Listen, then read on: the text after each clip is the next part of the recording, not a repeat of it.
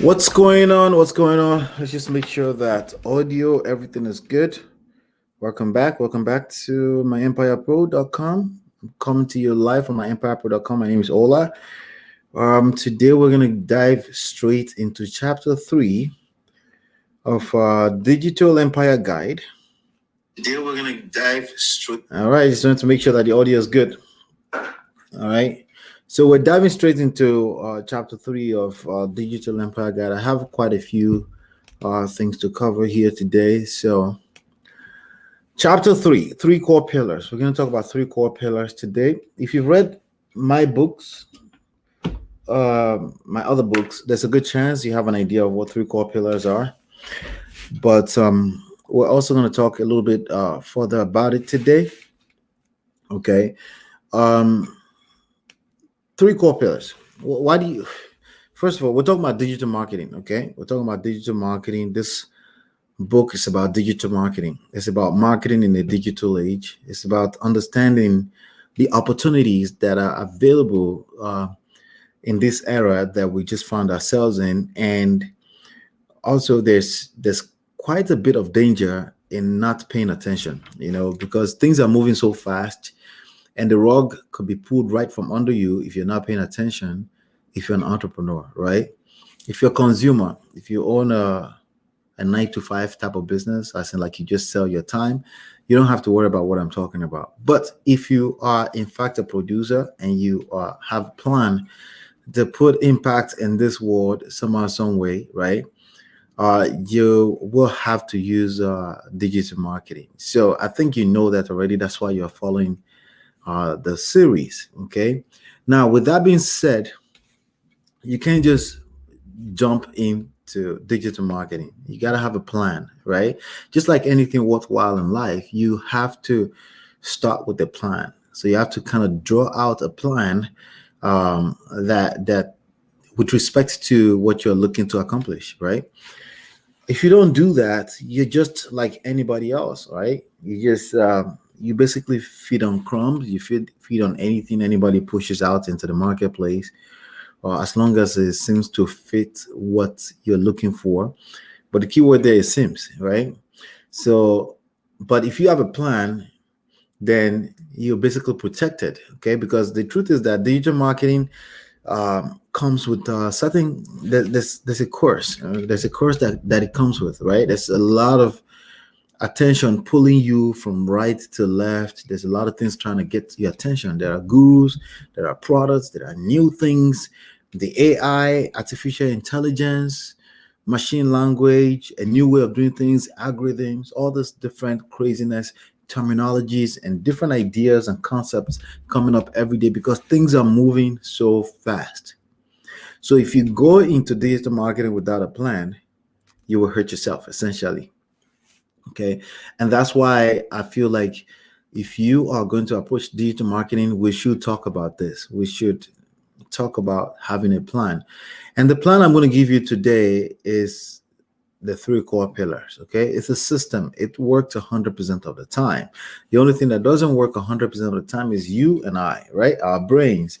Like I said, if there's any new shiny thing that comes on the market, we get distracted. Or the extreme opposite end of that, where you're not paying attention to the changes that are coming into the marketplace, right? So, why do you need a digital marketing plan? Because there's a lot of distractions everywhere, and you have to protect yourself. The way you're going to protect yourself is to have a plan right from the beginning. Don't wait until you get your first lead. There's a good chance you won't get a first lead anyway, but sometimes you just get lucky. It's just like for real estate wholesalers and investors too. You can actually get lucky and close a deal.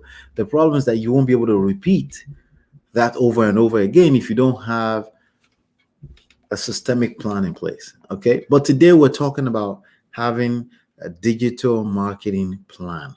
I'm going to give you the plan that I use all the time. Anytime I want to get into a new market, every time I want to start a new business, this is the same plan that I use all the time. And it's called the three core pillars. But I just wanted to make it clear that if you don't start with a plan, you're just going to fail. Okay. You're just going to be, again, you're coming into the marketplace like a lost chicken, and there's enough things that will get your attention, take your money away from you, and basically you lose. You lose because you're not just losing money, you're losing time, which is probably the most biggest asset if you're like me, right? The most valuable asset in all of this, right? So it's very important that you understand that. Why do you need a digital marketing plan? Just the idea that you want to market digitally is not enough. You got to set out with a plan. You have to draw out a plan. What are you looking to accomplish? But here's a problem with having just the idea of a plan. Sometimes it's like a cliche. It just comes off as a cliche. Oh, yeah, I know I got to have a plan, right? So people get lost in the middle of that, or again, in the midst of that, they actually get distracted. So it's like distraction instead of distraction, right? So because of that, you need what we call a template. Okay, you need a template, and that's why I want to give you three core pillars, and I want to break it down to you. And then your homework exercise is going to be to draw this out on paper. Okay, for your particular business, it may be different. I will give you examples. I guarantee you it's the same thing. Okay, there's a lot more alike in all of this business models than the differences. Okay, the only difference is the product. We're selling envelopes, we're selling cups, right? We're selling candy, right? I don't eat candy. That's my wife. But whatever it is that you sell, that's really the only difference. But in terms of having a plan, having a, a template, right, to create a digital marketing plan is essentially the same thing. Okay, it's same thing. I'm going to give you three core pillars because what I do is I teach how to build an empire. So it could be small relative to other things, or it could be big relative to other things. But bottom line is, I'm going to show you how to build an empire that's sustainable, that will actually run on its own, with or without you, right? And in order to have an empire that will stand on its own feet, you need at least three. You need at least three pillars, okay, for it to stand, right? Now, you can have more pillars. You can have a fourth pillar, you can have a fifth pillar, you can have a sixth, seventh pillar. But these three pillars I want to share with you is mandatory in any type of business. You essentially, if you don't have these three core pillars, you don't have a business. So, in fact, your marketing plan, your digital marketing plan, should be drawn around the concept of the three core pillars. Now, if you want to add on to that, it's called add-on for a reason. That's okay. You can have add-ons, but you need to first of all have the core pillars, right? Something that you know that even if you don't have the other core pillars, right? You know that I have this three, it's taking care of, the business will build regardless. Now you're going to learn things from other people. You're going to learn many other concepts, right? But these three core pillars is essentially the essentials, right? Basically, your business does not exist without them. So for you to draw a digital marketing plan without these three core pillars is an oxymoron. All right. It won't work. It will fail. And if it succeeds initially, it just means it's going to fall harder. Okay. That's all it means.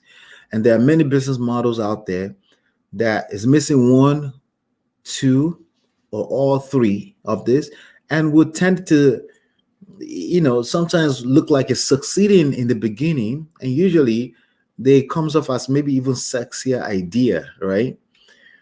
But it's only a matter of time, because again, the key word here is sustainability, right? You want to build a self-sufficient and self-sustainable empire, something that you can look at anytime and say, hey, we're not getting the results that we're looking to get, but let me go look at my template, my three core pillars. Am I missing something? And if you trace it from there, it's easier for you to troubleshoot and see where you may be missing a piece or two or three. Okay, so that's why it's very, very important that we do this. All right. So hopefully that was hopefully that made sense. Let me see here. Let's see. Before I jump into the other parts here, let's see.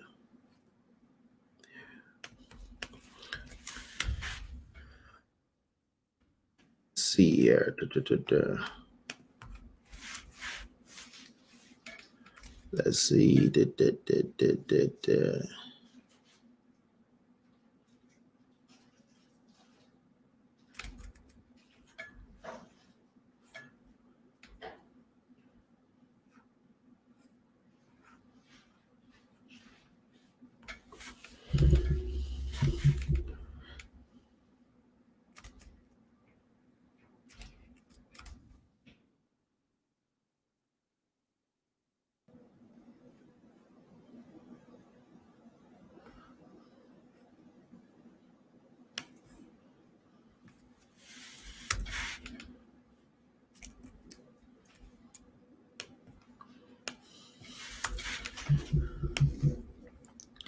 All right, so let's go ahead and talk about core pillar number one.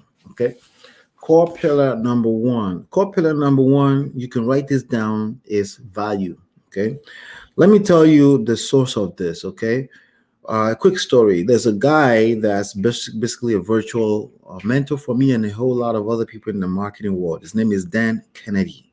Dan Kennedy, right? And he had the concept of the three M's, which is message, right? And then he had media, and then he had uh, the market. Okay, so you have message, media, and market, right? Message, media, and market, like that, in that order. Not in any order, but you need those three things essentially when it comes to marketing. So I came into digital marketing with that at the back of my mind. It's called the three M's, right? So message, media, market. Now, message, you can have a message, but it could be a terrible message. That's why I've decided to kind of like work around it, that same concept of the three M's, and create my own three core pillars. Okay. So message has to be the right message. And to be fair, it did say the right message with the right media and the right to the right market, right? So we're going to talk about all those layers. So the concept of the three core pillars surrounds that same concept. So let's talk about message first of all. Instead of just right message, I call it value, right? So value is essentially in the eyes of the beholder. You don't have you don't have a business if you haven't identified the value that you bring into the marketplace. In fact, let me say it like this. Okay, I also learned this from a guy, Mike Dillard. I'm not the biggest fan of his, but he still mentored me in a lot of ways, right? Mike Dillard is he had a saying that was very popular, which is I don't know if it was that popular. For me, it was quite popular. It was quite an epiphanic, I don't know if that's the right word, but it was an epiphany the moment I found out that the money you make is going to be directly proportional to the amount of value you bring to the marketplace.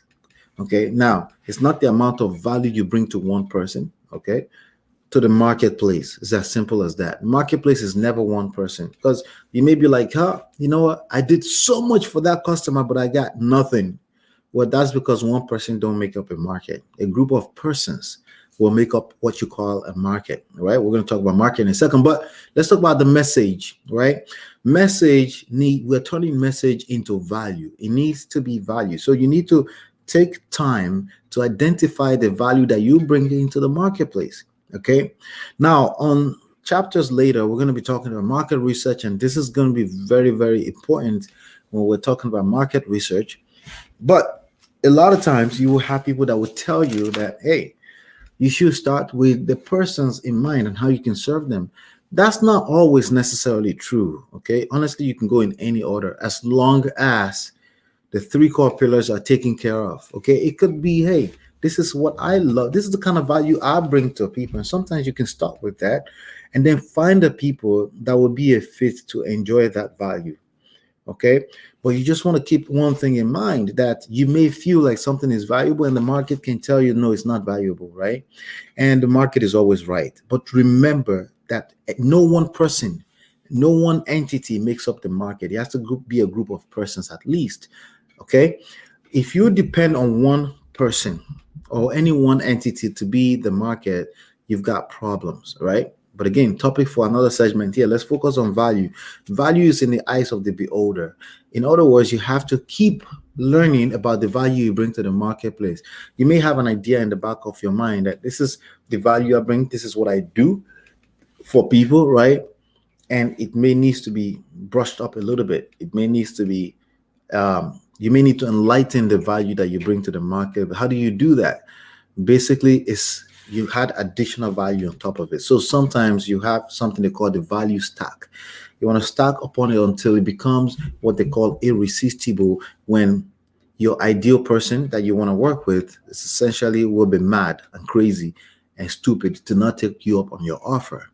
But that's what value is about. So when you're putting your marketing message together for whatever your offer is, right? You want to make sure that it spells out the value that you're bringing to that person. Okay. So it could be an answer to a question, it could be a solution to a problem, it could be some kind of perceived pleasure to replace an existing pain, right? It could be any one of those three things, but it needs to be spelled out. You need to identify what that is, and you need to uh, repeat that over and over again until people are tired of it, and then do it more of it, right? Because here's the thing, remember I told you that no one person makes up a market. So if one person comes at you and say, hey, we're tired of hearing that, you don't want to be spending your time worrying about that, because people can have an opinion. Their opinion has nothing to do with your market unless you're in the middle of collecting a survey, right? In that point in time, you will know that that's what you're collecting. And the idea of a survey is to collect a group of it. So it's never really about one person's opinion, right? If you collect one person's opinion, that will never make up a good survey or a useful or valuable survey for your business. Okay, you need to collect a healthy sample, depending on the type of business, at least 10. I prefer 100. I even better prefer 1,000. If you can collect 1,000 people's opinion, that's when you can collect the market. Okay, so not one single person can make up what that is. Again, that theme keeps coming up because it's a very important thing. It's a very important part of the piece of the first core pillar, which is value, because again, it's in the eyes of the beholder. But again, just keep in mind, when I say beholder, it's not one person. If you don't have enough people that you can collect these opinions from, get more people, and we're going to talk about that here in a second. But again, you should know that what you're looking for is the first core pillar, which is value. What is it that you bring into the marketplace? Starting from you. That's what the market research starts from. We're going to talk about that in the next chapter. It starts from the seed. The seed is the value that you perceive, that you feel in this moment right now, that this is what I can bring to the marketplace. Now, this could have been inspired by other things you know before you get into this chapter, before you get into consuming this content, right? It could be, but whatever it is that you feel right now that you bring to the marketplace that people will exchange for money with you, just write that down. That's the first core pillar. If you don't have that, right, then you don't have a business.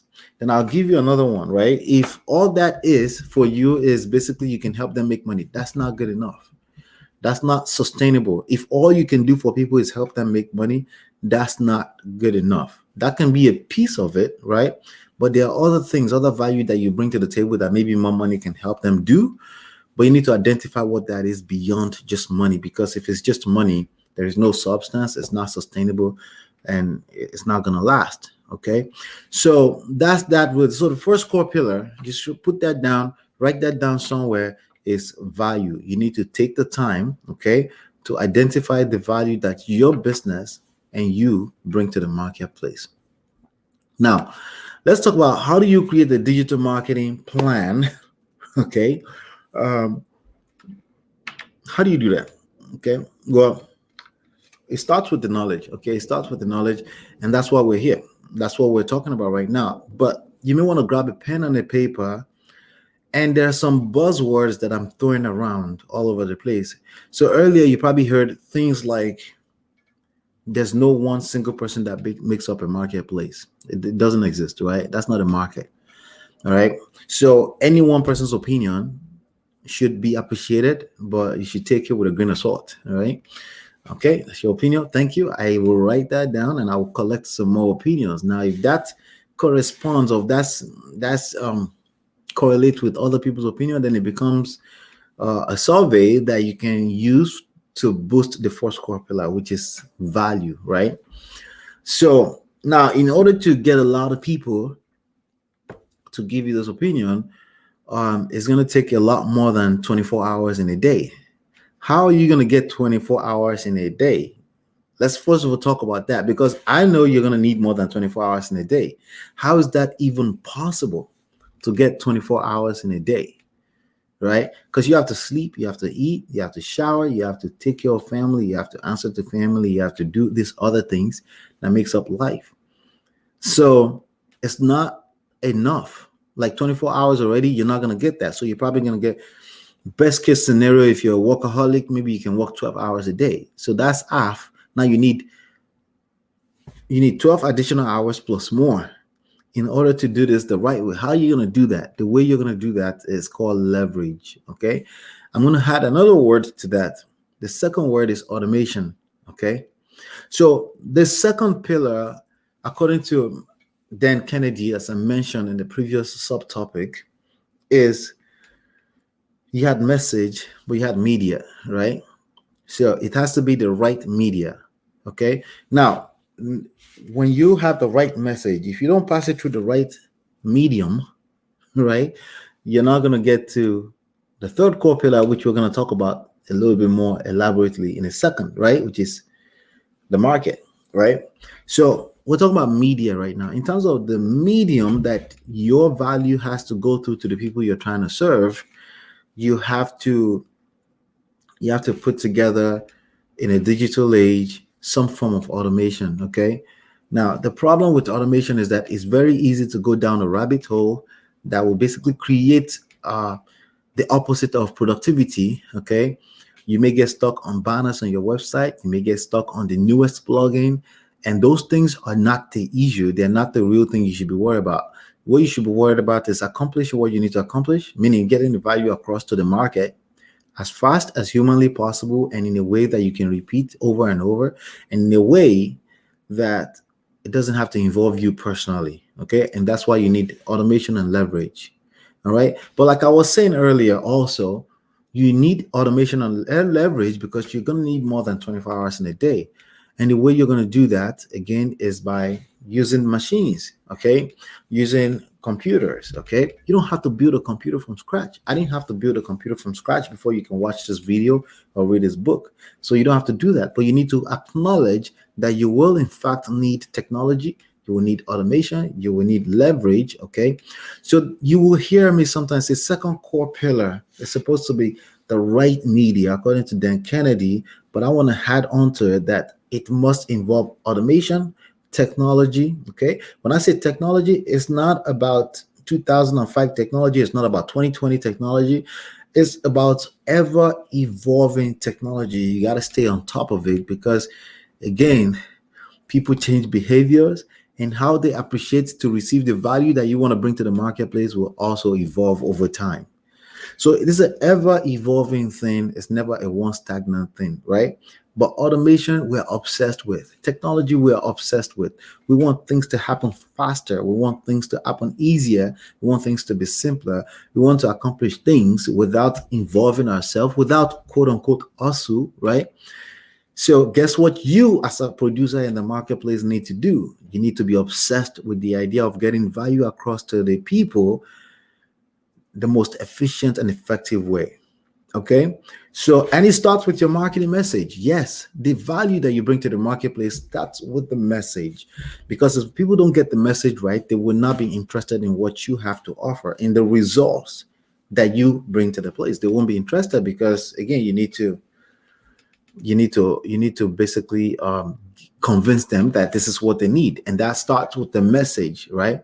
So just a quick recap, right?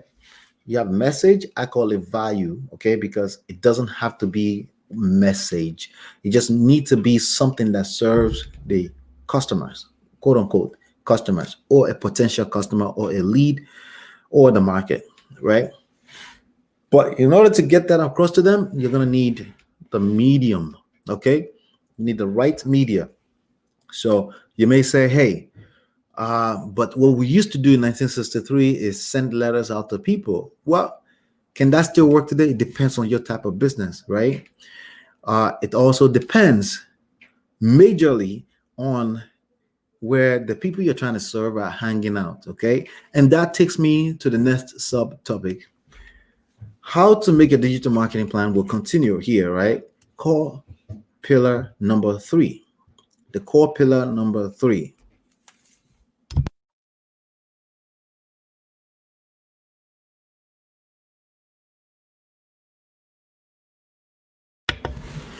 All right. So that's start with core pillar number three. Third core pillar is people. Okay. And I've used that in a few different ways so far. I also call it the market, right?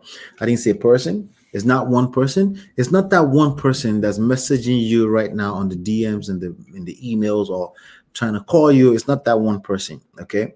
That person is going to be best served when they feel like they are other people that you're serving. Okay. If you spend too much time on convincing that one person, you're gonna just lose out. Okay, because there's no social proof. Okay, they're not gonna be convinced just because you're spending time with them. They're gonna be convinced when they feel like they're about to miss out.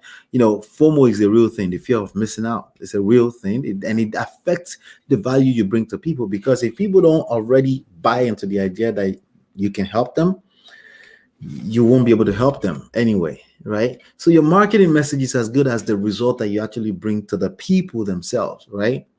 But why is this a third core pillar? Why is the market a third core? Well, money comes from only one place, right?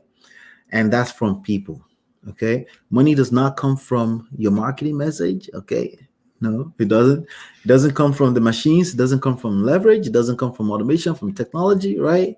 Indirectly, somewhat. But the money you're going to make is already in the hands of somebody's bank account, a human being, people, right? So, but you want to treat it like people. And the idea here is that the people would dictate everything else, all the other two core pillars that I mentioned earlier. And I think I've said that a few times so far, but I can't stress it enough that the people you want to serve determines what medium you should be trying to pass value to them from. Okay. They determine that. Okay, where do these people hang out, right? If you're trying to sell a Lamborghini, right, you probably don't want to be advertising on a reality TV show. All right. If you're trying to sell certain luxury, maybe you want to sell some seats in a private yacht or a private jet, you probably don't want to be advertising on a reality TV show, okay, uh, that showcases the low income class people. You probably don't want to do that. But more so, you probably want to do a research of where do these people hang out? Do they watch those shows? There are actually numbers and there are statistics that indicate, that tells you where the people you're trying to speak to hang out. But the best of them all are this digital marketing platform. Okay, we're talking about digital platforms like Facebook, Instagram, YouTube, Google. This platform collects so much data that there is no old school media that can compete with them in terms of not just the amount of data they collect, but the intelligence level that comes with the data, right? You'll be able to see how much people make on an average, right? The income class, the class, the people class, right? The economy class, social class, right? Those are the things that becomes information of interest for you when you're trying to market digitally in a digital age, more so in a digital age. Because I don't want you to get stuck on, hey, it's digital market. No, it's the fact that you are in a digital age, and you must respect that if you want to run business in this time and age. Okay. So the third core pillar is people. That's where money comes from, and they dictate what kind of medium, what kind of technology, what kind of automation you want to use in technology. Not only that, that's the second core pillar. They also dictate, right? They also dictate what kind of value you should bring to them. Because again, value is in the eyes of the beholder. You may feel like this is what's going to be good for them. They may appreciate in a different form, or they want to hear it in a different form, right? So your marketing message, as well as the actual value and results that you bring to those people, will be dictated by them, right? And all you have to do is make it your life mission to bring this value to these people using the right medium or media, leveraging technology and automation. Okay, That's the three core pillars right there. If you can put that together and you can draw that out on a paper or in a spreadsheet, you will have the proper marketing plan. In fact, most of the marketing platforms out here in this digital age are designed around those three core pillars. The value, what is it that you're offering? The medium, where did they hang out? They hang out on the newspaper somewhere, on Facebook, on Instagram, on LinkedIn. Where is it that they're hanging out? The data is out here, okay? And then the third thing is the people themselves, which is basically what drives everything else, right? So once you understand that, then your digital marketing plan is in place. So I can't really finish this without giving you an example. So an example would be, let's say, real estate investors and wholesaling professionals, right? Your job is to find really good deals. Basically, you need to find good deals. What is good deals? What does that mean, right? In terms of the three core pillars, what is that, right? Houses. Houses don't fit in the three core pillars. We have value, automation, technology, medium, and then we have people, right? Right. So let's just call it value, medium or media, and people, right? So where does houses fit in there? The closest thing to that is people. Okay. So it's not really about houses, it's about motivated sellers, the actual people you're trying to serve. So, motivated seller, what value are you bringing to the table for those people? What value could you bring to If you can't identify the value you can bring to the table, you will probably have a hard time making money. What value are you going to bring? So we have the people, motivated seller. We have value. That's one side. I understand this is one side of real estate investing, right? Because there's the side of finding buyers if you're a wholesaling professional, right? So you have value, you have people. The value is what? Help them get rid of a house. So there must be some kind of value. The value could be the house is dirty, it's taking money away from their pocket, right? You help them get rid of a house. Help people get rid of a house. Like, is that a valuable thing to them? Okay, identify what that value. So let's say, for example, somebody's in pre-foreclosure, right? And they don't want this house. This house is just eating up into their credit right now. They've been trying to pay for the past 3 years, about 72 months. Okay, is that 72 months? 3 years? No, 36 months, right? So 36 months they've been paying money out of pocket, taxes and stuff, like trying to maintain, but this house is actually not valuable for them, right? And it needs significant amount of repair. The value you could bring to the motivated seller is to help them get rid of the house. I buy houses. Okay, the value is I buy houses, but that I buy houses need to fit the right person profile, right? The right profile, a person who owns a house that's undesirable. So when you identify that, where do these people, motivated seller, where are they hanging out? Are they hanging out in their mailbox? Are they hanging out on the street? Could you drive for dollars and find them, right? These are questions you can just ask yourself, right? Are they hanging out on Facebook like and Instagram like everybody else? Is there a way to target them? Do they have like a group, or do they have like a company that they follow? Do they follow Zillow? Do they follow Redfin? Do they follow any kind of real estate site or something like that you could reach out to them? Or is it going to be profitable if you target them as a group with zip code or a particular location? They call it geolocation or geo-targeting in marketing, right? Could you target them? Could you make $25,000 per deal, and that could compensate for maybe $2,000 of marketing cost? Is that still like printing money all day long, right? If you identify what I just said, right, and you align it in the form of the three core pillars, you can use any kind of medium as long as the medium fit into the right media. It has to be the right media. So when I say the right media for what? The right media for your budget, your marketing budget, the time you have available, right? Are you just jobless and you don't mind driving around town, driving for dollars all day? Sure.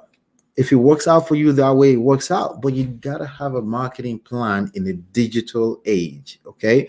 And the template that I subscribe to, that I teach, that I use for my client is called the three core pillars. You need to identify the value, identify the right media, you need to identify the people, and you're probably best by going backwards. Identify the people first, aka the market, which is what Dan Kennedy called it, and then reverse engineer that back to the value that you can bring them, right?